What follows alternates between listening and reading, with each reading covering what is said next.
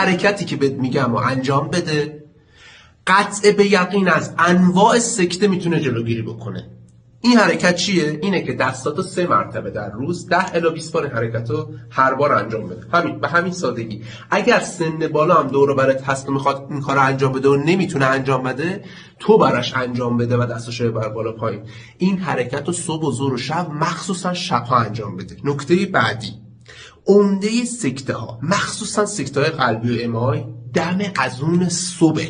یعنی چی؟ یعنی چه خودت چه اطرافیانت، مخصوصا اگه 35 سال بالا هستین، دم اذون صبح بیدار شو، به بهونه دستشویی یا آب خوردن یه تکونی هرچند شده کم حتما بخور. اگر هم کسی نمیتونه اون تکونه انجام بده، تو براش اون تکونه رو انجام بده.